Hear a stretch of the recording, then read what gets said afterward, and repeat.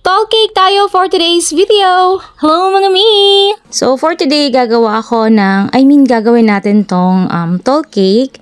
Well, this is my first time mga mi na ganito siya kataas kasi ang sukat nito ay 6 by 12. Ang taas, no? Actually, dami ang 6x4 na to mga mi and the rest is real cake na po. Sa totoo lang po, talagang kinabahan ako dahil hindi ako expert dito mga mi. At first time ko nga itong gagawin. So, ang ginawa ko po ay dinikit ko po yung ating dummy sa drum using double-sided tape. At naglagay din po ako ng cake board sa ibabaw ng ating dummy. May double-sided tape din po yan. At para talaga hindi siya matanggal sa pwesto niya, so ayan, naglagay pa ako ng barbecue stick na tagos doon sa ating drum. At sorry na po agad sa part na to, nag-shortcut ako mga mi. Sa totoo lang po ay nakalimutan ko talagang mag-film mga mi dahil sa ako'y talagang kinakabahan sa paggawa nito.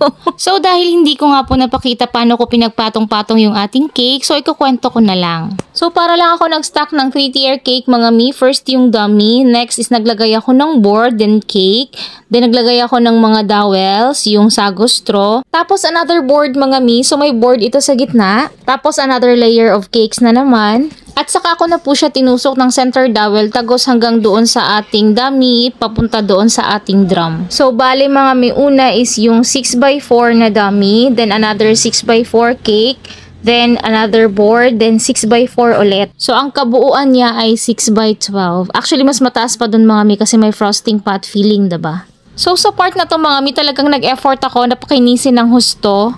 At talagang nagtagumpay ako mga mi, talagang napakinis ko to ng husto. Yun lang, hindi ko na naisip na lalagyan ko pa pala siya ng kulay mga mi. Pinagod ko pa sarili ko.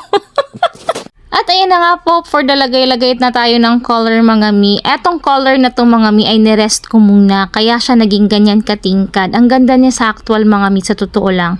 So nag-color ako nito mga mi a day before ko siya ginawa. So dito sa napakagandang pink mga mi, ang ginamit kong color dito ay pink ng Sugar King at saka fuchsia ng Chef Master. Pinaghalo ko lang sila.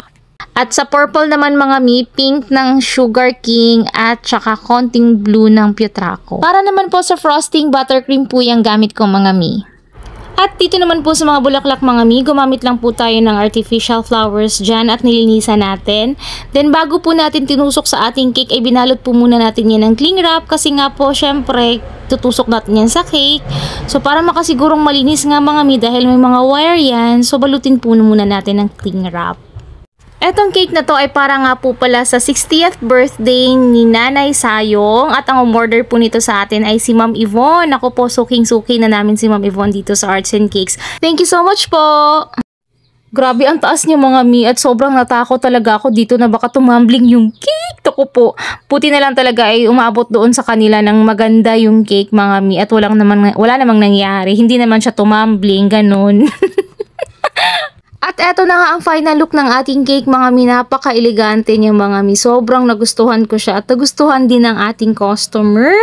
Thank you so much sa panonood at kung nagustuhan mo to, pakihit naman yung like and follow. Thank you!